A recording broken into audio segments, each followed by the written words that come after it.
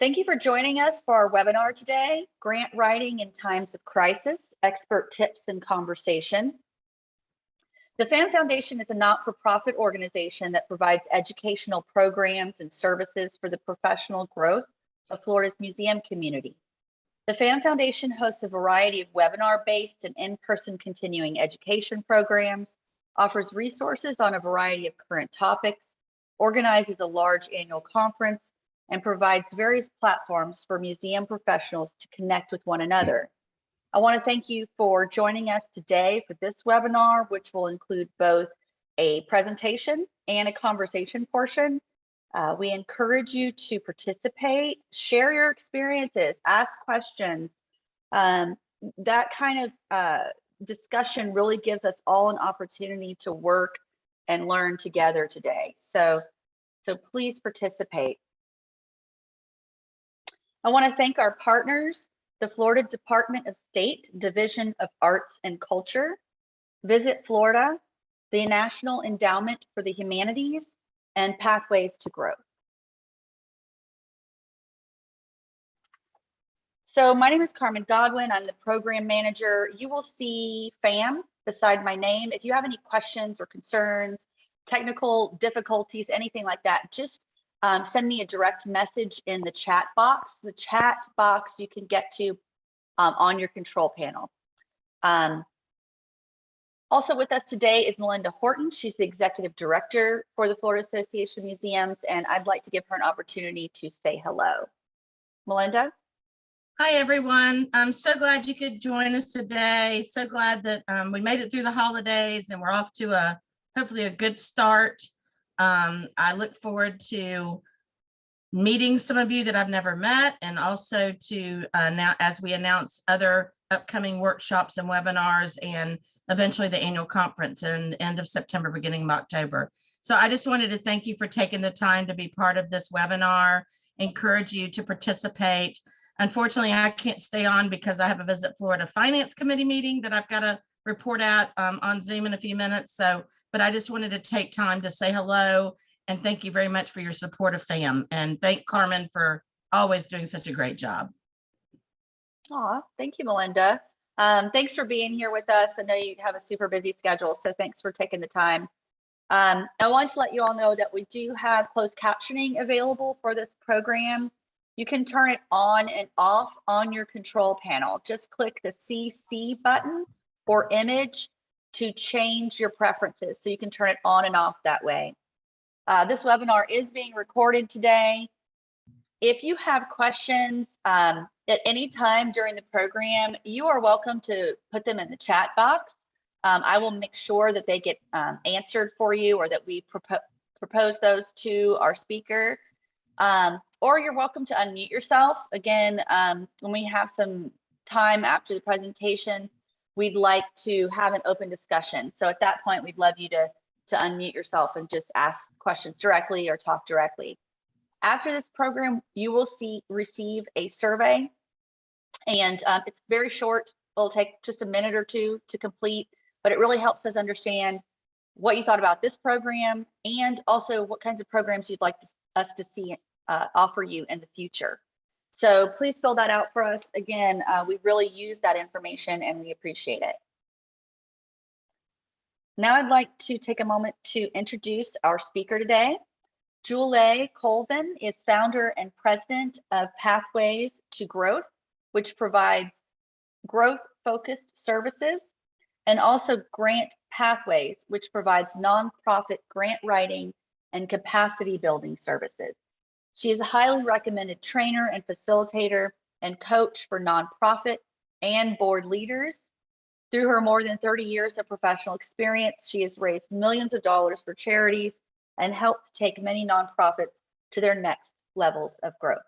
We're excited to have her here today to share her expertise and answer your questions and get us really talking. So I'm going to pass the mic and the screen over to Jule. Great to be with you today. I feel like I'm kind of getting an opportunity to be with comrades in arms, even though I've not met any of you, but Carmen today.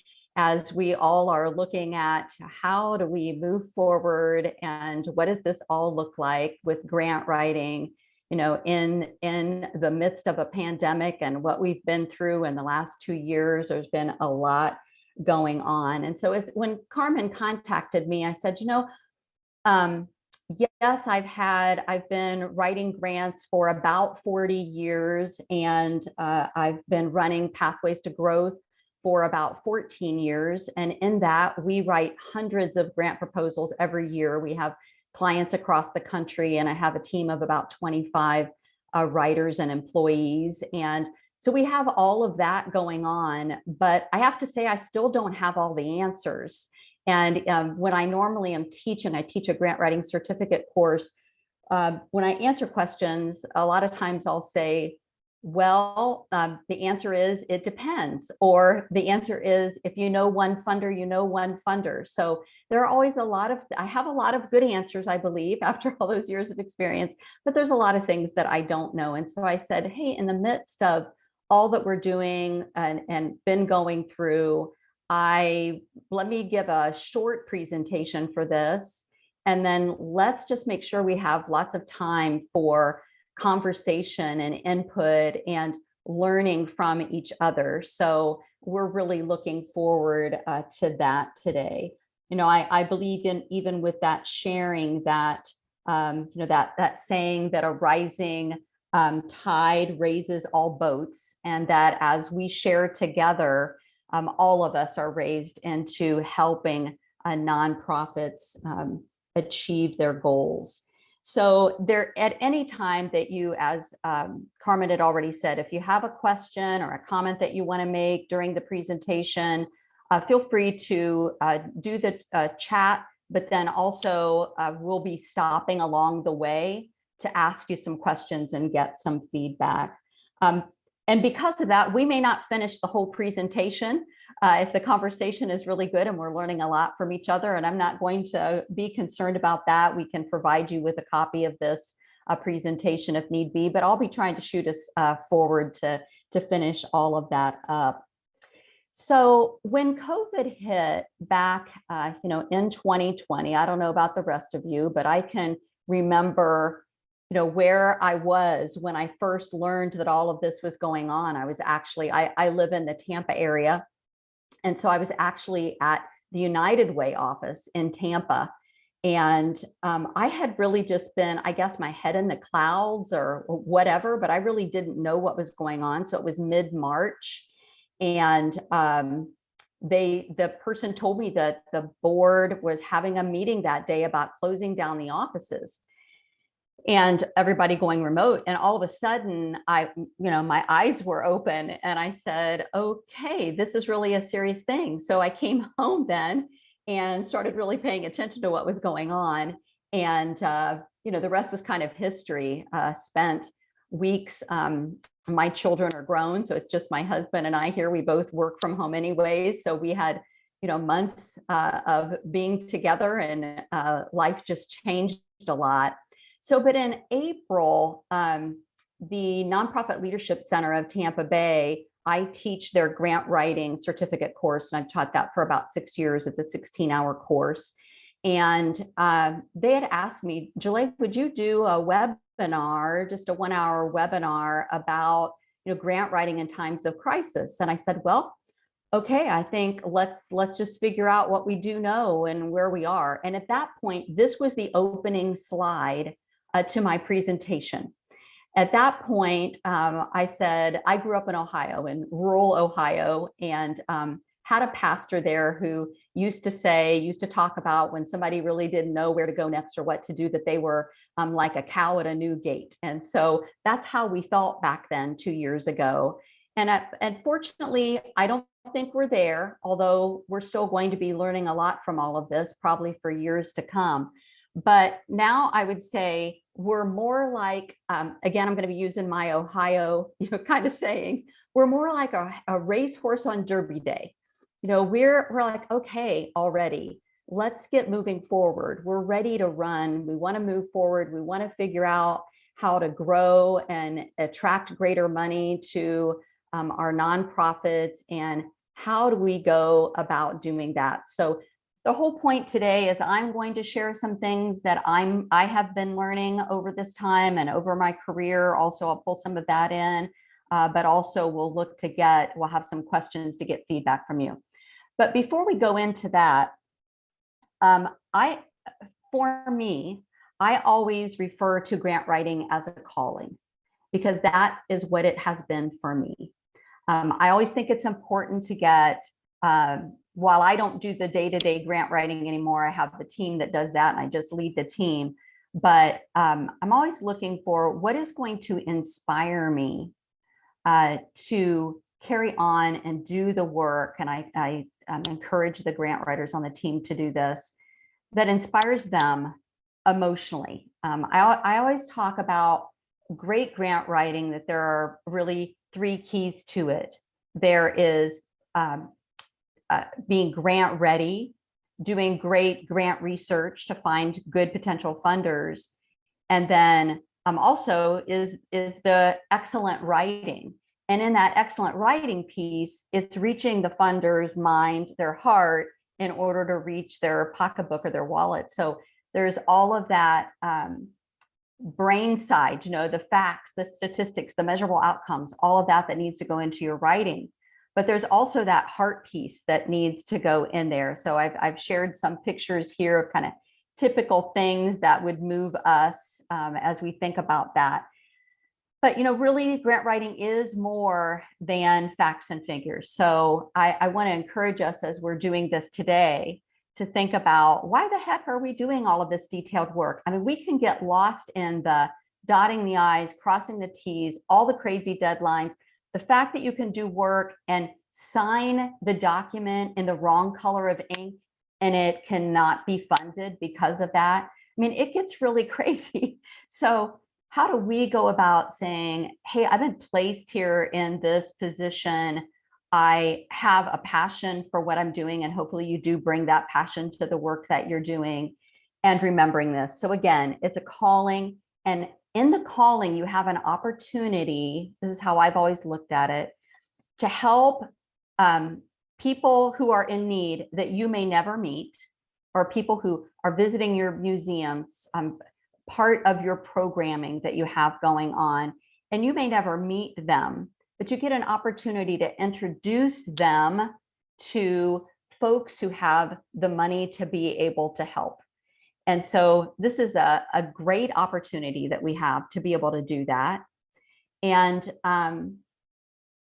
so then also just thinking how, for me, the calling part of it is, I know that I don't have out of my own pocketbook the ability to give millions of dollars to charities, but over my career, I have had that opportunity to help raise these millions of dollars for charities in numerous states. And so what an amazing thing that is. I feel very, very privileged to be able to do that. And I hope you carry that same kind of passion for what you're doing. I said here, thinking about, to remember the wide-eyed child.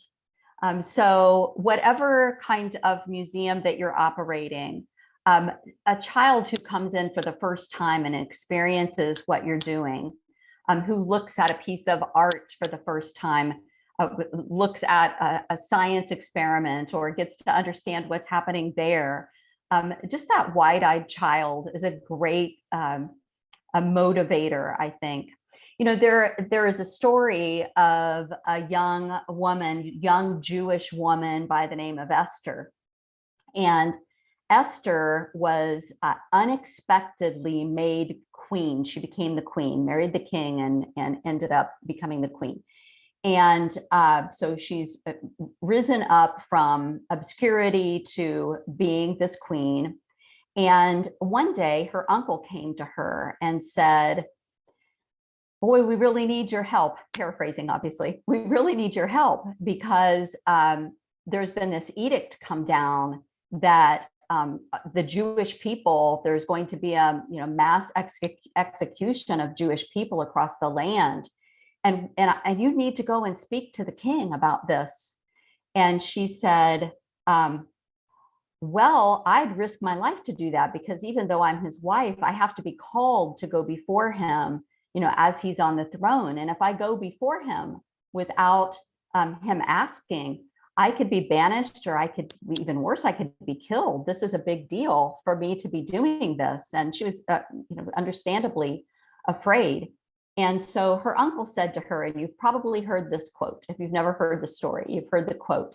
He said, "How do you know that you haven't been put to this position for such a time as this?"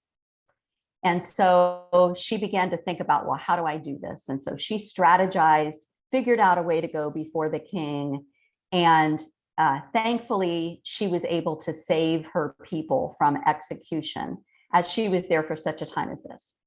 So obviously, we're not as great as Queen Esther, or have those kinds of, that big of a calling on our life. But I would just like to encourage you to think about, you have been put in this position you're in now for such a time as this.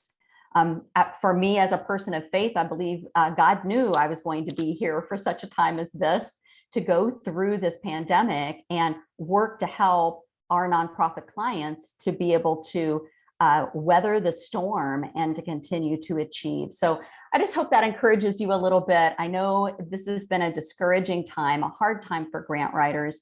So I want to just make sure that you don't give up and keep pressing forward. So going back again to that presentation that I did back in the beginning of 2020 for the Nonprofit Leadership Center, I started to think about, about where we were at that point. Now we can look back and say, where have we been, for the past 2 years?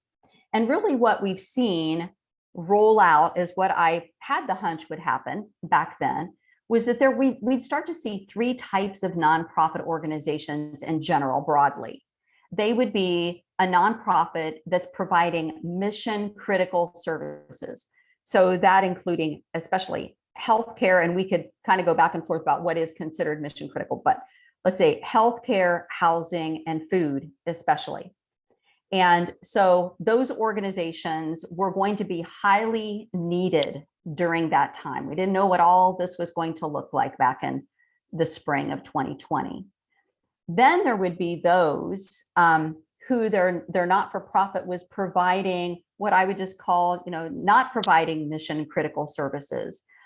While education probably would be the next thing that we would list under critical, perhaps, these are things like the museums, like education, the arts, different kinds of organization, after school programs, those types of things that all of a sudden were not considered as highly important when we were facing something we just didn't know what was going to happen.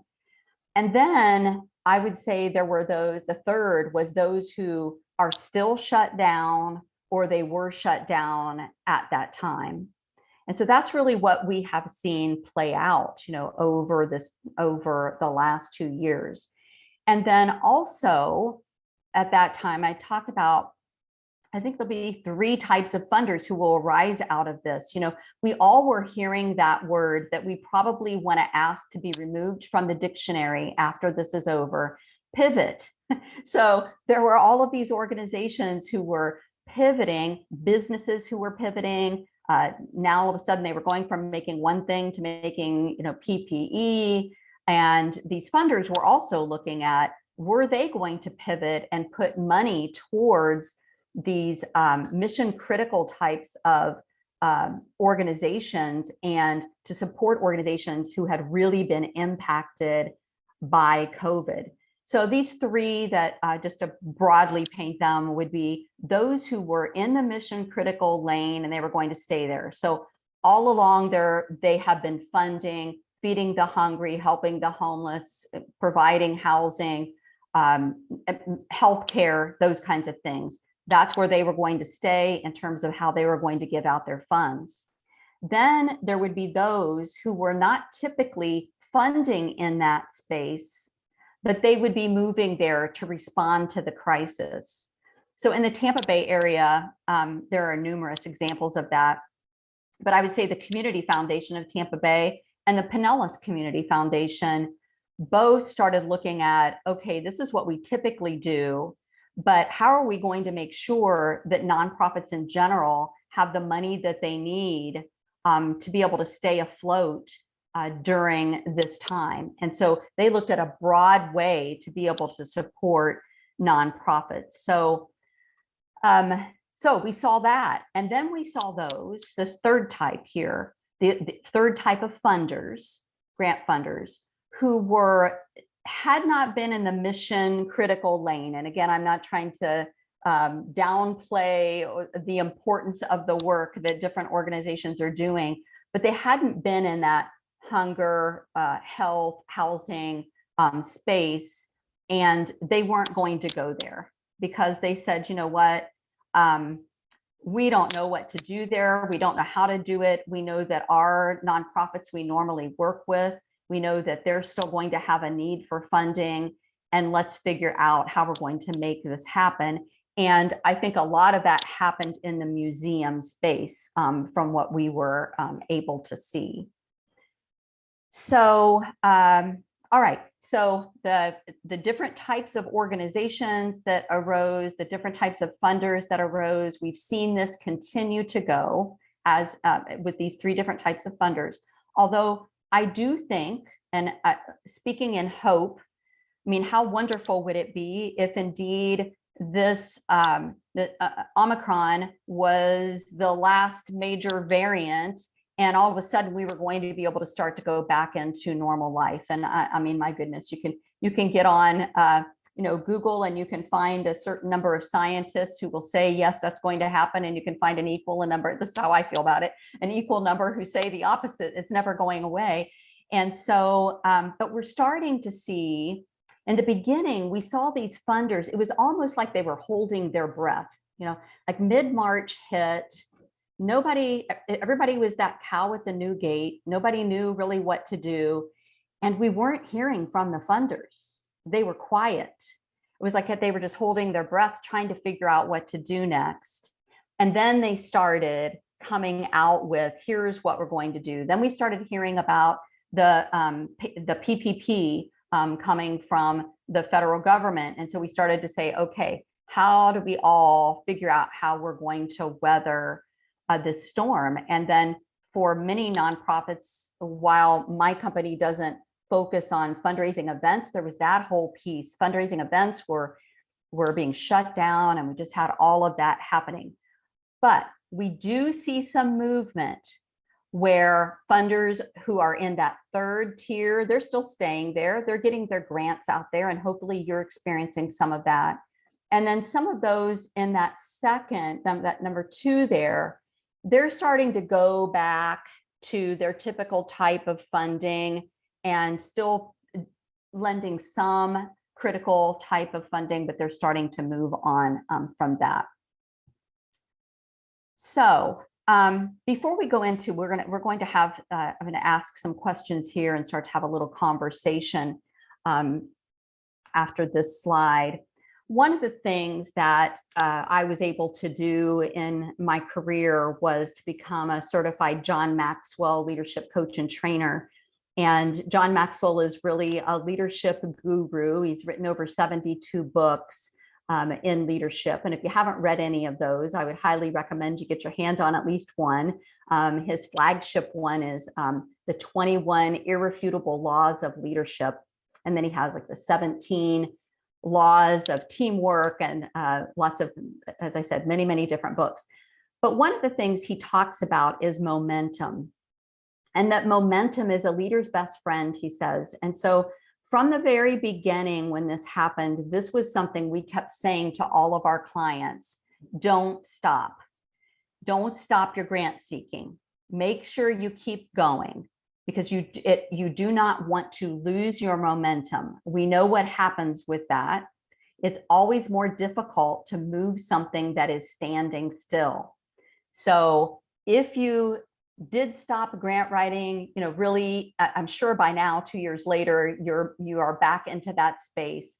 But I want to just encourage you to keep writing, keep moving, keep doing what you know to do next. And hopefully we'll discover some new things about that together today. And remember, there are over 85,000 foundations in the United States. And I think that statistic was from a couple of years ago. I couldn't find anything newer than that. So there are funders out there, and your role is just to find those who really are a good match with you as you move forward. So before we move on to our remaining slides, we'd love to hear some feedback on what you think. I'm here, a couple of questions. What do you think that your organization did well over the last 2 years? Kind of maybe what was the best decision that you made as an organization over the last couple of years? And I'll pause so we can look to see if we can get some feedback on that. And feel free to type what you're thinking in the chat box, or if you'd like to unmute and just share with us aloud, you can do that too.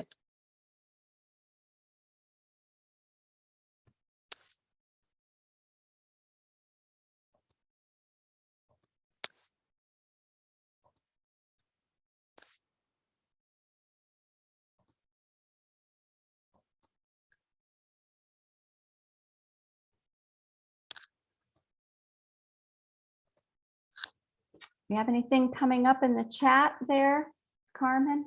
I do not. Hey, Carmen? Yes. Oh, hi, Jay. Hi. I was just going to say, one of the things that we really worked hard on during the shutdown was trying to bring more material to our members virtually. So we flipped the switch literally to focusing on virtual, either social media, videos, Facebook Live.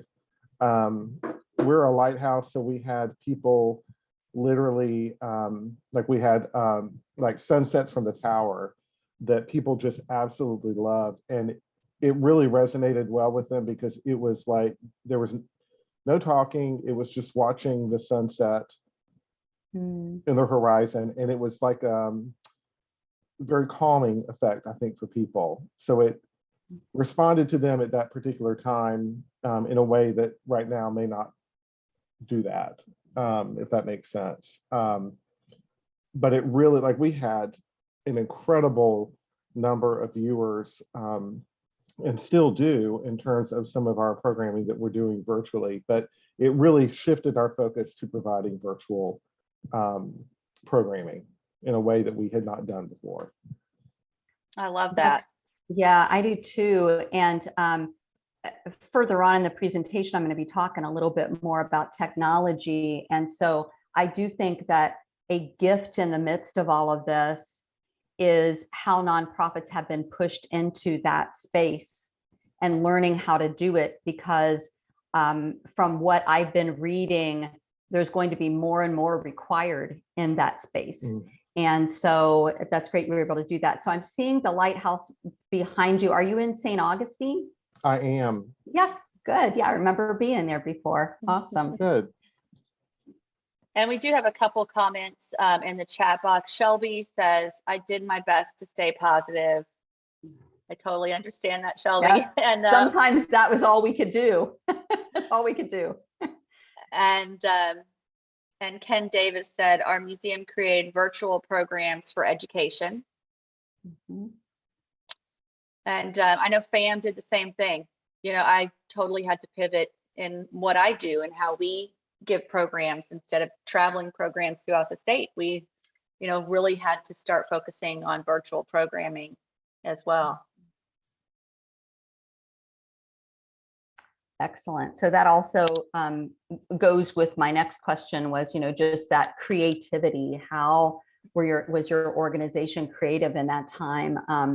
We have a client that one of our clients is the Boys and Girls Club, and you know, same thing. I mean, they were in a position where I believe they had to furlough, is their terminology. They furloughed over 100 people, and then they just had a core of people, I think a handful actually, who stayed together, and then they figured out, how do we switch to this virtual side and do what we can do to help the boys and girls, through that virtual learning. So I think we've seen a lot of great creativity as nonprofits have moved that. And we've also seen some really amazing, as everybody started to calm down into, what does this look like? How do we get creative? Knowing that, well, one of our clients actually, they had an event that was like one of their signature events that they were supposed to do. I think it was going to happen in April or May. And they had the foresight, like at the end, towards the end of the year, they started hearing what was going on. And so they moved it back to February. So they were able to have their event before everything, really went crazy. And so that was awesome for them. But most nonprofits didn't end up, having that gift to them. So they had to figure out, what do we do from here? And I will say, just went to a nonprofit fundraiser. It was during Christmas, and they were doing this amazing house tour that they had done for years, or home tour. And they were always decorated, to the nines with Christmas and everything. And so they figured out a way to, obviously people didn't want a bunch of strangers, coming through their house, touring their homes. And so they figured out a way to do the event as a more pared down with hors d'oeuvres, did a lot of, cool things out in I think it was it wasn't Botanical Gardens or something like that, garden club.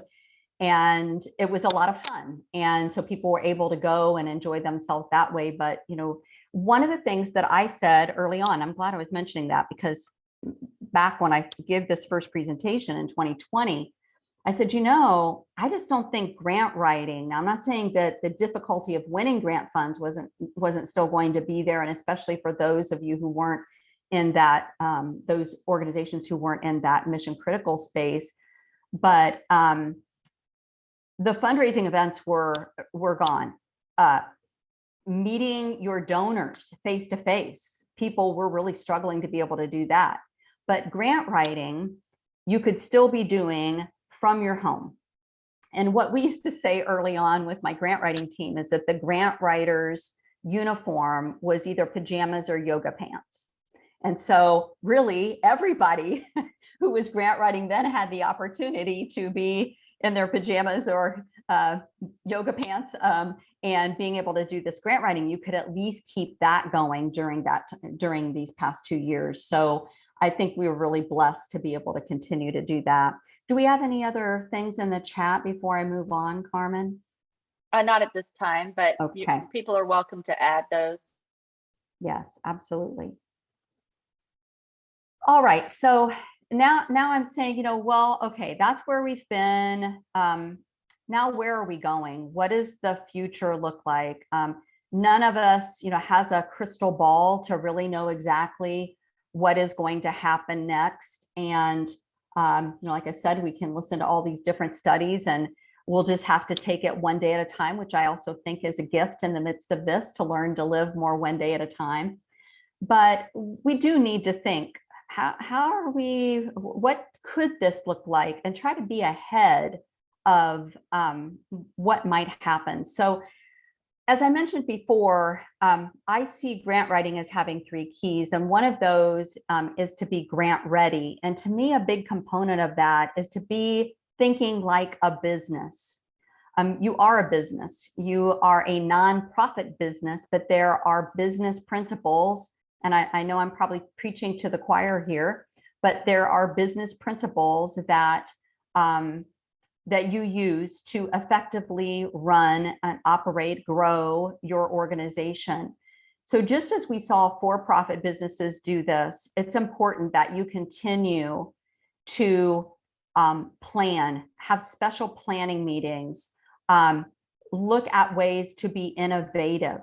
Let's just brainstorm, with your team of what are some out of the box kinds of things that we could be doing, and learn, and also then how can we be flexible around this? And so this kind of business planning needs to be happening on a regular basis.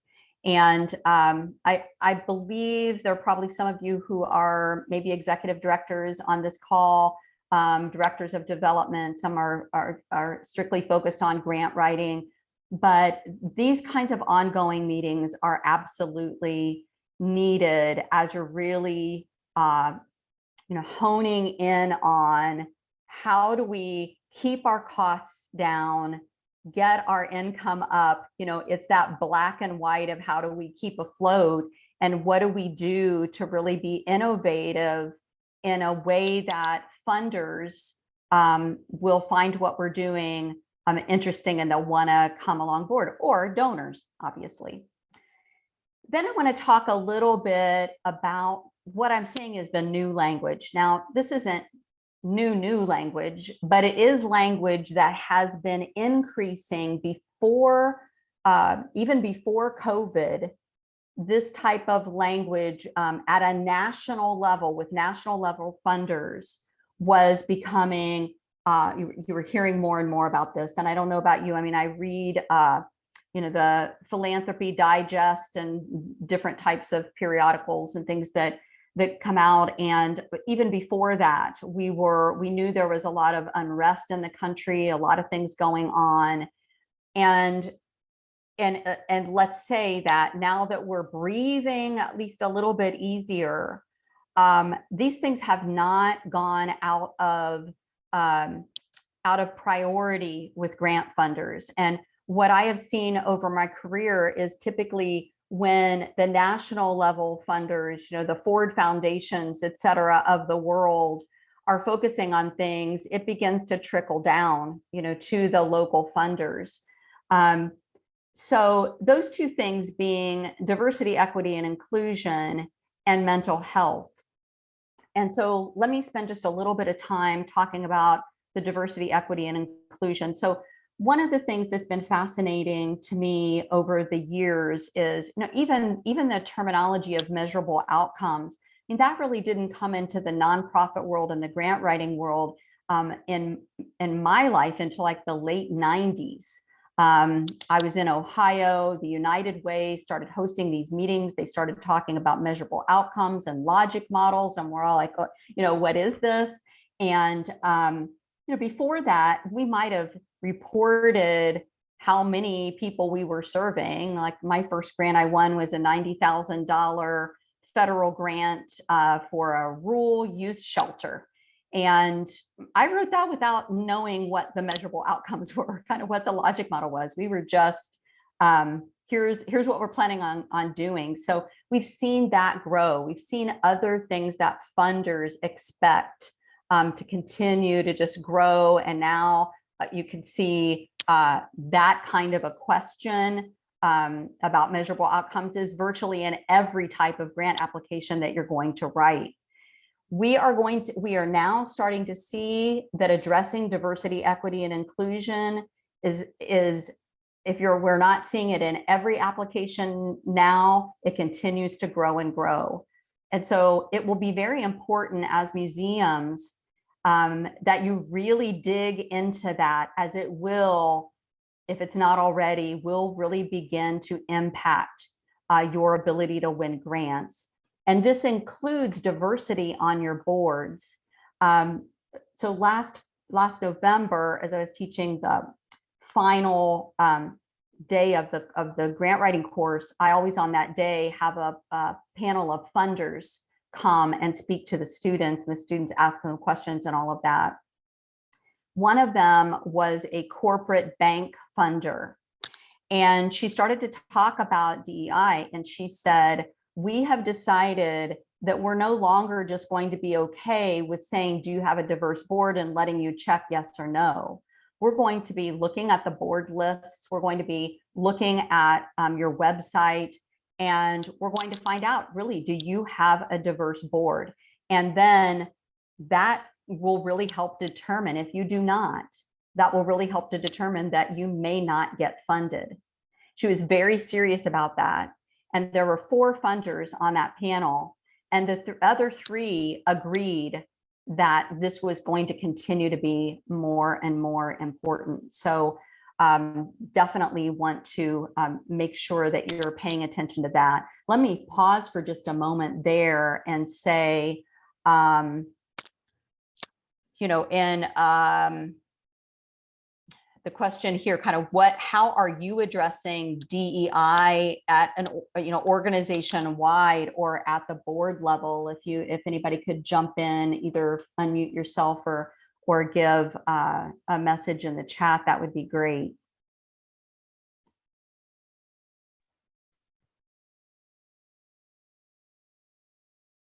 And even if you haven't been able to address it, share that with us too. If it's something that you've been struggling with. Yeah.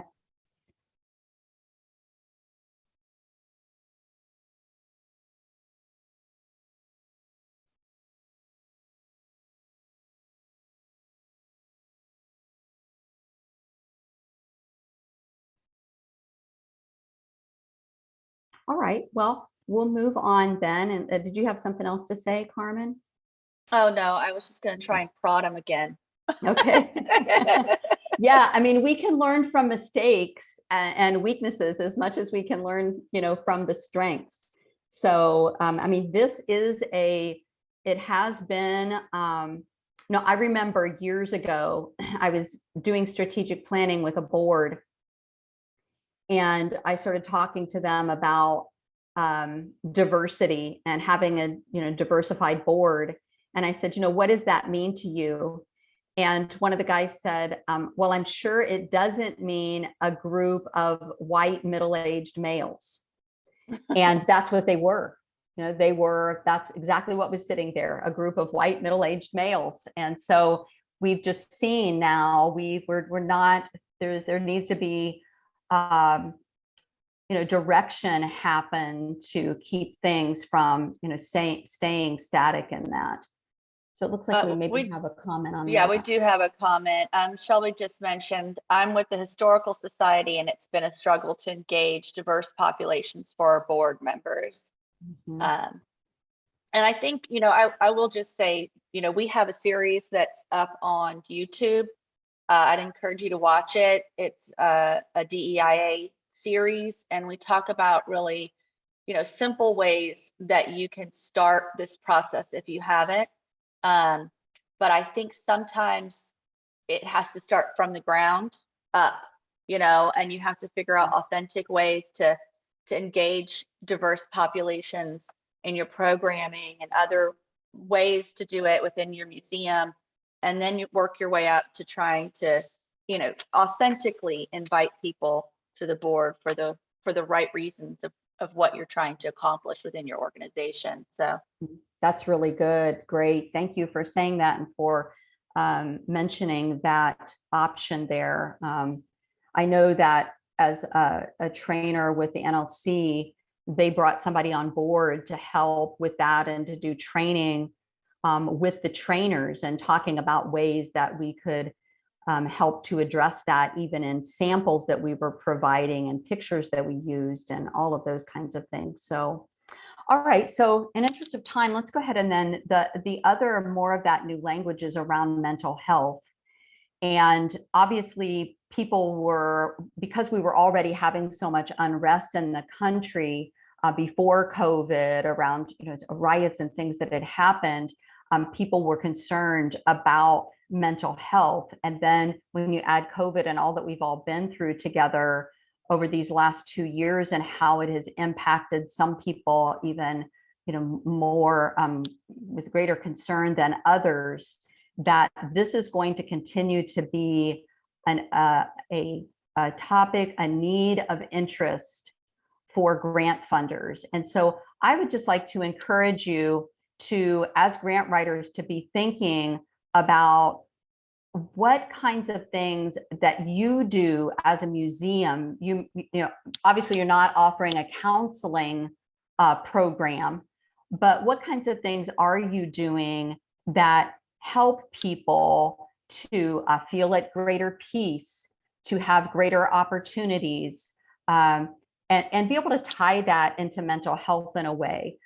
Even if you only can write a couple of paragraphs about that, it could be having that in your arsenal, so to speak, could be something that could expand upon your ability to be able to write and apply to some grant funders. Now, I'm not trying to say you go out and, figure out some way to throw something together and see if it sticks on the wall, but this will continue to grow and expand with funders. So thinking about that and trying to plan will be important.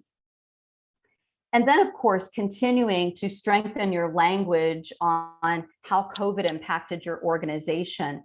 I would make sure that just doesn't stay static, that you just don't, oh, we wrote that and let's just keep it there, but continue to update that on really how this has impacted your organization and your ability to do what you need to do, how it's impacted you financially. And many funders really want to know about that. They've added that question to their applications. So you really want to, this isn't a time to be afraid of talking about your weaknesses at this point. They're expecting it. So, and then strengthen your language on how COVID impacted your community and your end users of your services. And again, not trying to get, put things together that aren't very logical, but really think outside of, well, since we've been closed, let's say you were doing an special educational program for youth. How have those youth been impacted? Even your volunteers, the volunteers who came in and they loved being a part of what you were doing, and now they don't have the ability to do that. Those types of things, and maybe you're open back up now and they do have that ability, but really thinking deeply into that and getting some of that emotional language, as I was talking about, reaching the mind and the heart. And it will be important to work to pull that in. And then again, how you're helping those in need. And that can tie back into the DEI a little bit in terms of how are you helping, let's say, the low income communities, low income families, foster children. Are there special things that you're doing to be able to help them? And if there aren't, I think we're going to see moving forward, there's going to be a need to expand your language around how you're really helping those folks. And giving also, that gives you an ability to expand the types of funders that you can ask about this for. All right, and then finishing this up here, collaborations. So I started probably 7 to 10 years ago, started to see this question come up from grant funders. Who do you collaborate with? And then some of them will say, list your collaborators and how do they collaborate with you? And really what they're trying to get at there is, so to remember that funders are looking for social return on investment. They want to know that the social problems they're trying to address, social issues they're trying to address, that they're having the most impact that they can have, getting the best return on their investment. I had a funder say one time on the funders panel, because the question was like, what irritates you the most about grant applicants? And he says, when I go to breakfast with one of them and they tell me that they're the only one that does X, Y, and Z, and I go to lunch with another leader and they tell me they're the only one that does the same X, Y, and Z.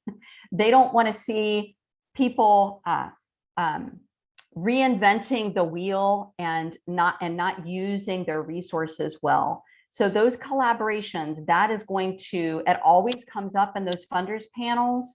It's going to continue to expand. How do you get the most bang for your buck as an organization by collaborating with other organizations. Then a couple of other things here. Technology. I mentioned that I read, it's either the Chronicle of Philanthropy or the Philanthropy Digest. I think there are two separate ones. One of the things they mentioned recently, they had a major article on it, and this is tying back, Jay, to what you were talking about how you learn to go virtual, is that technology is moving so quickly that there are going to be all kinds of new types of technology and things that nonprofits are going to be expected to rise to the occasion. And if not, they're going to be passed by, is basically what this article was talking about. And funders are going to be interested in supporting that type of technology because it will typically enable you to have improved services. So I would just encourage you to do some more research about that and try to be ahead of the curve. I was at a workshop a few years ago, I don't know, probably 5 years ago. And the gentleman said, 5-year strategic planning, you just can't really do 5-year strategic planning anymore. Things change too much in 5 years, too much technology and how things, adapt. And he said, really, if you're not thinking into the future about things, you're already behind. And that really struck me as a business owner. I was like, oh my goodness, I really need to think about that. I don't want to be, left behind. That is for sure. So I think this is a time for nonprofits to really be looking in that direction. Also, my husband's grandmother, who I unfortunately did not get to meet. She died before I met him. I've been with him for 33 years. And she lived in a time period where the amount of technological change and advancements that happened during her lifetime, she lived to be about 100, was incredible, absolutely incredible. And we've been hearing this already. I'm not telling you anything new, that we are in that kind of a time frame. And I believe we're going to continue to just see that expand and funders to be looking towards that. This, and I may have, this is my final point here in terms of where are we going, and try to give some additional information for you to, some food for thought. Because again, I don't have all the answers. We are seeing incredible corporate growth in the state of Florida. There are many companies that are being founded that are startups, many of them, technology focused. And we have a number of corporations that are relocating to the state of Florida. And with that, they have not even developed what their philanthropic goals are. So I get the Tampa Bay Business Journal. There's also a magazine that I get every month called Florida Trends. I think it's every month. If not, it's every quarter. And in there, it tells about all these different trends and things that are happening around the state in different areas of the state. It divides it up. And they typically talk about one topic. If there was one periodical that I would suggest that you get right now, it's that one, Florida Trends. And start to find out, who are these new companies that are moving in? Do you have any connection with them, with any of their board members, with your board members?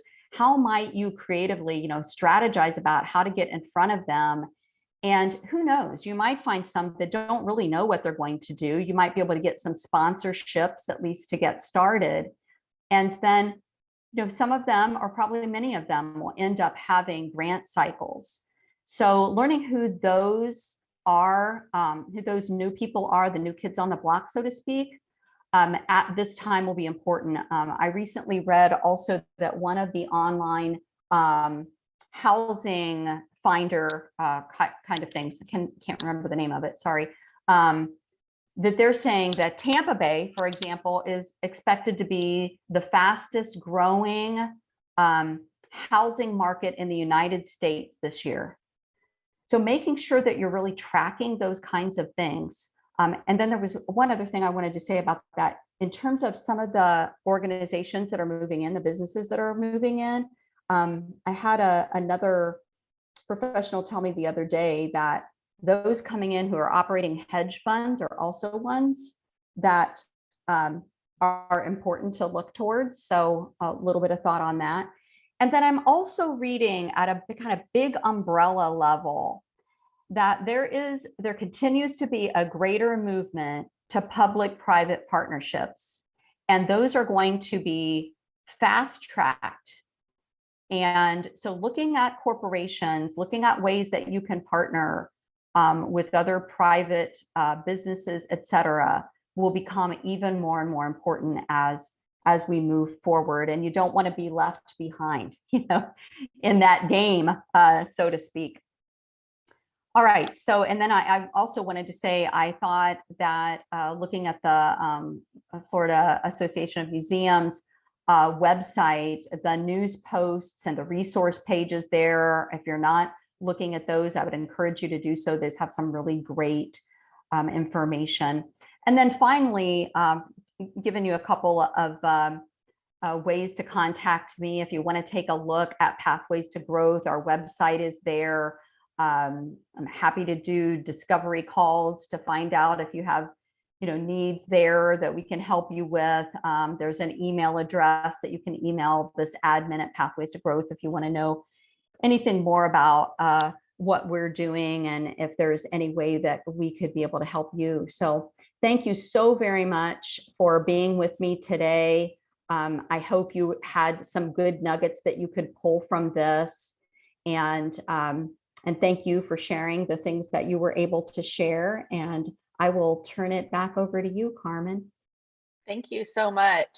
I know we're running out of time, but I did want to ask you all if you have any questions for Jule, anything that you brought with you today, you were thinking about, things that you're working on that you either have questions about or concerns about, or maybe have been struggling with, or even just want to share. So I know we don't have a ton of time, but if it's okay, I'd like to go over a couple minutes just to make sure if you do have any questions.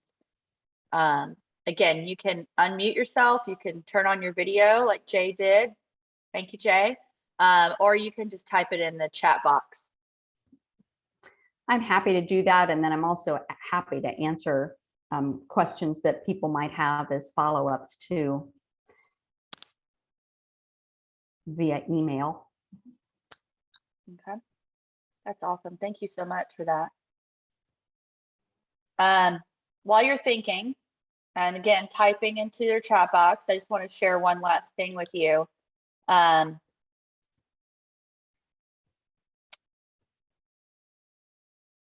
Actually, I'll just go ahead. I'll just tell you all.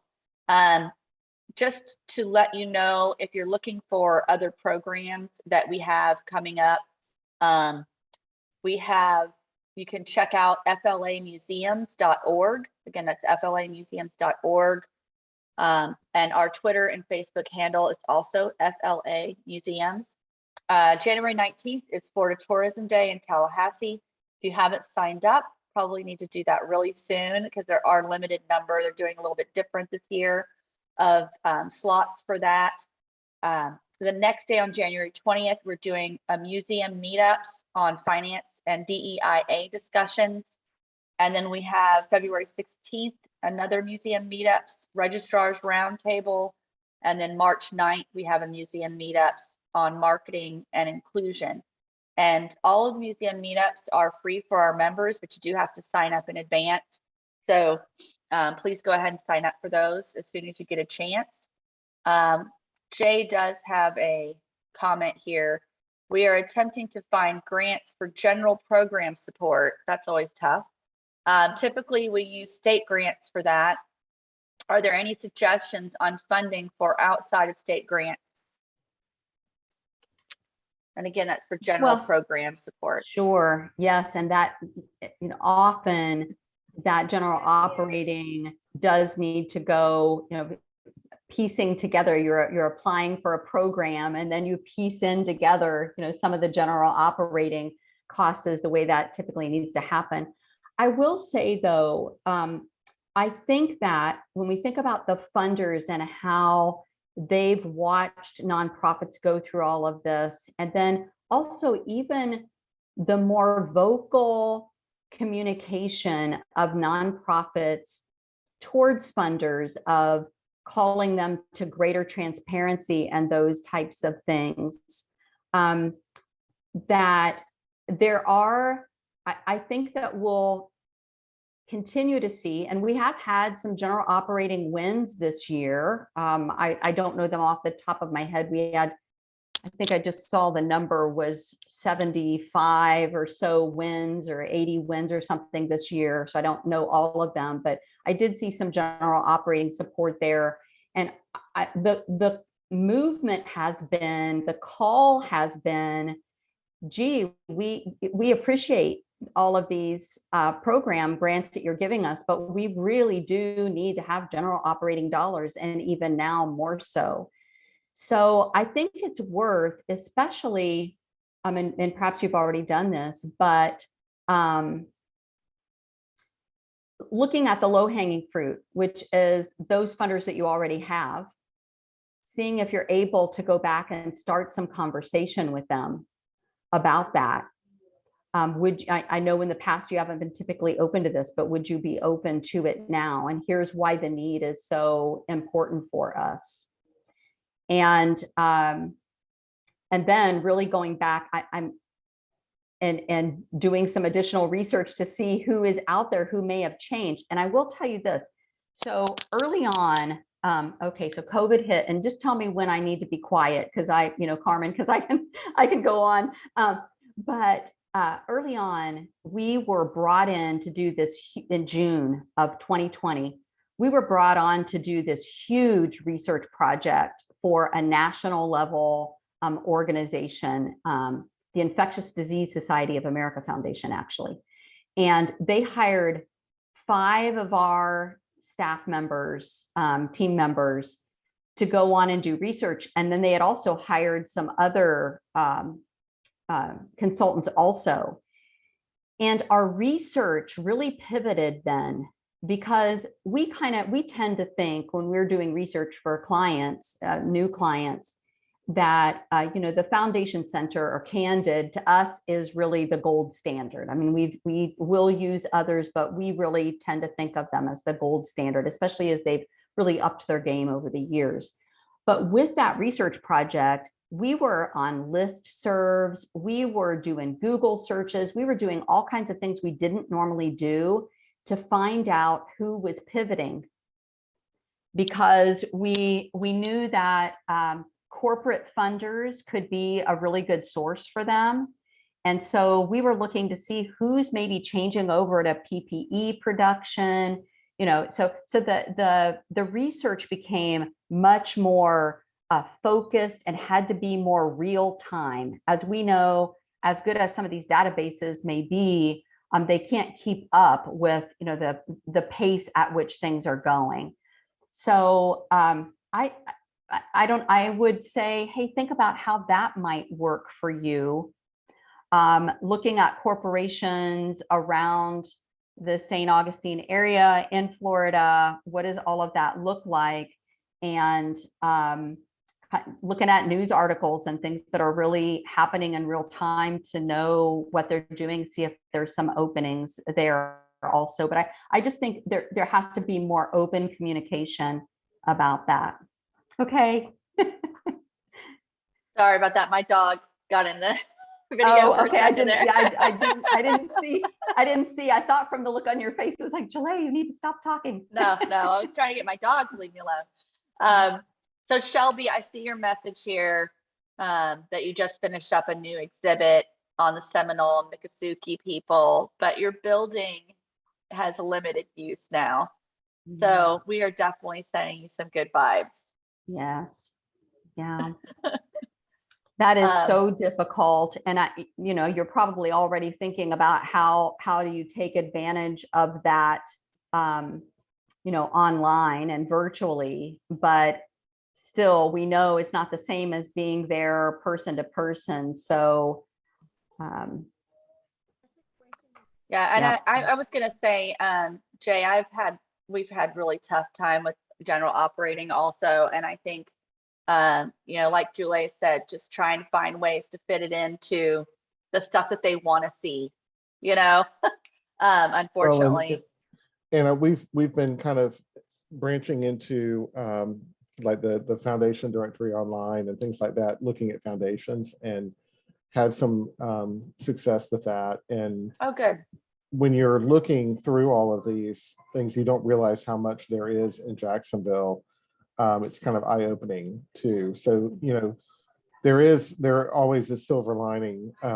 You just have to make the connection, just like you said, knowing what's going on within the market and knowing some current things that are happening, that impresses people to know that you're trying to get to know their organization and connect the two of you together. So I, you know, definitely will help. Great. Thank you. Great. So we are out of time, but I am going to make sure, I'm going to send in the email that I send you that has the survey. I will put Jule's contact information that she had on her last slide. I'll make sure to include that. And I'm also going to try to include some of these other things that I'll look them up, or if Jule, if you have any links that you want to send me, but like the Florida Trend and the Chronicle of Philanthropy and some other things, I'll see if I can pull some of that stuff together to put in the email so that you have a quick link to some of those things. Great. Yes, I'll see what I can find there also. And let me say here, that email on there is admin@Pathways to Growth. So if you wanted to schedule any time with me, that's who to contact. But if you just have a question, feel free to use my direct email, which is jule@pathwaystogrowth.us. I'm happy to follow up with you. Okay, awesome. Thank you so much, Jule. We appreciate it. Thank you. Thank you. I hope you all, thank you for coming. Have a great day. Thank you.